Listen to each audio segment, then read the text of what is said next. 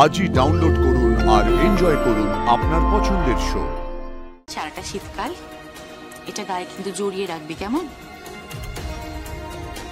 ভোরে সূর্য যখন উঠবে, শিশির যখন পড়বে, তখন তোর মানিমুনির কথা মনে পড়বে। আমাদের ঘরে বসবে, চলো। আচ্ছা আচ্ছা, আমি একটু এখানে বসাই না। কেন? আরে আরে থাক না, কি এখানে না ওখানে না, আমার ঘরে তার ঘরে। আরে বাবা, এখানে খাওয়া দাওয়ার ব্যবস্থা করো। ওর মুখটা দেখেছো কত ক্লান্ত লাগছে। দুর্গা, কোনো কথা শুনবো না, তুই কিন্তু খেতে হবে, এক্ষুনি এক্ষুনি খেতে হবে। আরে চলো খেয়ে নেবে, চল। বাবারে, কি তেল মারছিস বল?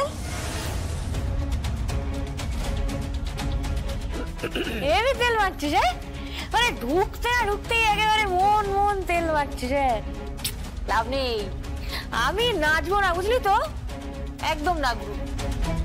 ওই যে কথা হয়েছে 50-50 ব্যাস, ওই কথাই এক কথা। ওই 50% আমার আর বাকি 50 তোদের। এই ধরনের কথাবার্তা বলো না দুর্গা, এগুলো তোমার কাছে এক্সপেক্টেড নয়। আমি তো ভাবতেই পারছি না যে দুর্গা, তুমি এই বিষয় সম্পত্তির প্রতি এত আসক্ত।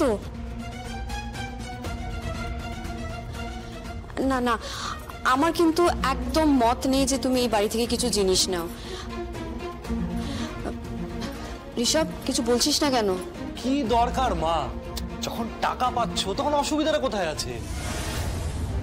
আর বাই দ্য ওয়ে, 500 কোটি টাকা, 500 কোটি টাকাটা কি কম? আরে তুমি একবার অ্যামাউন্টটা ভাবো না। বহু জন্ম চাকরি করলেও না এত টাকা আমাদের বাড়িতে ঢুকবে না। দুর্গা লক্ষ্মী হয়ে এসেছে, বাড়িতে টাকা ঢুকেছে, টাকা বোঝো। তুমি এত বড় লোভী, আমি জানতাম না। তোমার লজ্জা করছো না? তুমি না বাড়ির জামাই, বউয়ের পয়সায় তুমি খাওয়া দাওয়া করবে। চাকরি আমি ছেড়ে দেবো, চাকরি বাকরি আর করছি না। What rubbish!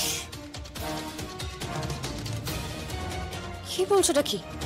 তুই চাকরি বাকরি ছেড়ে দেবে? কি হবে চাকরি করে? এত টাকা সামলাবে কে? বিজনেস সামলাবে কে? আমি আর চাকরি করছি না, আমি তখন ওখানেই জয়েন করবো অ্যাজ এ ডিরেক্টর।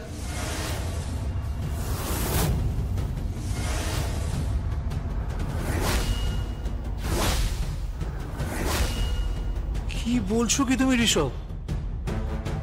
আমি তো এগুলো ভাবতেও পারছি না। না না ভাবার কি আছে, না ভাবার তো কোনো কারণ নেই। সবকিছুই হয় এই পৃথিবীতে, না কোনো কিছুই ইম্পসিবল নয়, কোনো কিছু ইম্পসিবল নয়, সব কিছু পসিবল।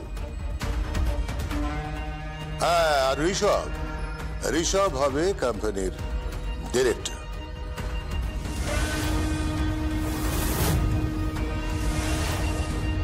আর পাশে থাকবে দুর্গা। আর আমরা সবাই মিলে কোম্পানি চালিয়ে দেব। And you, কৌশিকী,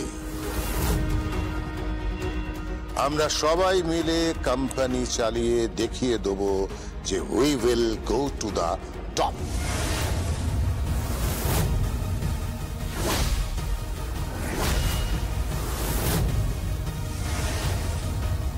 কাকাই, আমরা কিন্তু টপেই আছি, আমরা এখনো টপেই আছি। তোমার এই চিৎকারটা প্রতিধ্বনিত হয়ে আবার তোমার কাছেই কিন্তু ফিরে গেল। বিদ্রুপ লাগছে না শুনতে? তুমি আর চ্যাটাং চ্যাটাং কথা বলো না তো, ভাল লাগে না। ভাঙবে তবু মচকাবে না। আমি একটু প্রীতির কাছে শুনলাম যে ও বাড়ির ওয়াশিং মেশিনটাও নাকি খারাপ হয়ে গেছে, সেটা সারাবারও পয়সা নেই।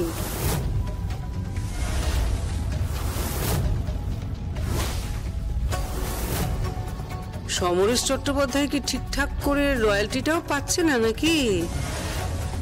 এবার কি বউকে চাকরি করতে পাঠাবে? যদি বলিস অসুবিধা নেই তোর, তাহলে কিন্তু চাকরি আছে, না পোস্ট খালি আছে আর কি। আর হ্যাঁ, ডোন্ট ওয়ারি, আমাদের কোম্পানি কিন্তু আবার ঠিক টাইমে স্যালারি দেয়।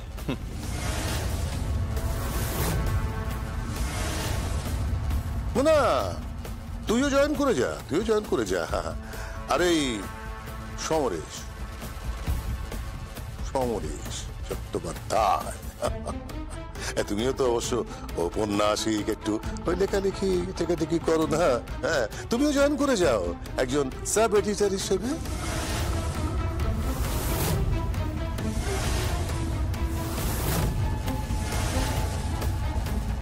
কাকাই, চাঁদ ধরার চেষ্টা করো না কিন্তু, মানে নাগাল পাবে না।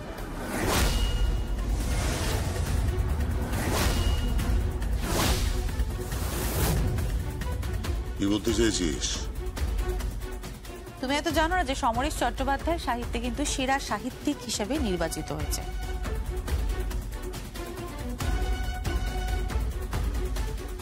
ও লেখা সাহিত্য সেরা সেরা পুরস্কার পেয়েছে। ও লিখবে এইসব। আর রইল আমার চাকরি করার কথা। হ্যাঁ, উৎসব তোকে যেন কি বলছিলাম, যে বেশি উড়িস না, জানিস তো, বেশি উড়িস না, ঝড়ে কিন্তু উড়ে পড়ে যাবে। টাকার অহংকার তো ভালো না। তার কারণটা কি বলতো? সবার না টাকা কিন্তু সহ্য হয় না। অতিরিক্ত টাকা আবার সবাই হজম করতে পারে না, বদ হজম হয়ে যায়। বদ হজম হয়ে গেলেই কিন্তু মুশকিল উৎসব। যাই হোক, আমি তাহলে এবার চলি, বুঝলে? আমি চলি। দাঁড়া, তুই কি গিফট আনলি বললি না তো? আমায় খুব সুন্দর একটা ফুলের বোকে পাঠিয়েছে, জানো তো? দারুণ একটা বোকে পাঠিয়েছে। ব্যাস, তাতেই সেরে ফেললি?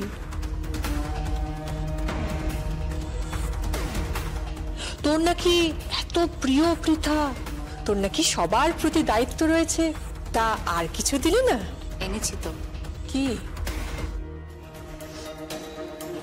দেখো, এনেছি আমার নিজের হাতে বানানো একটা উলের চাদর, মানে উলেন পঞ্চু। এটা কি? পৃথা, এদিকে আয় তো, আয়দিকে একবার দেখি তো, কি মিষ্টি লাগছে রে তোকে দেখতে এটা পরে।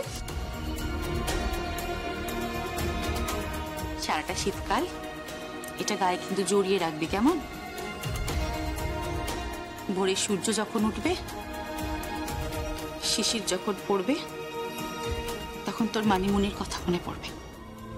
আমার কথা তোর মনে পড়বে, দেখিস। মানিমুনি, তোমার কথা আমার সবসময় মনে পড়ে গো, সবসময় মনে পড়ে। ভালো লাগে না আমার জাস্ট ভালো লাগে না। খুব মিস করি তোমাকে আমি মানিমুনি, খুব মিস করি।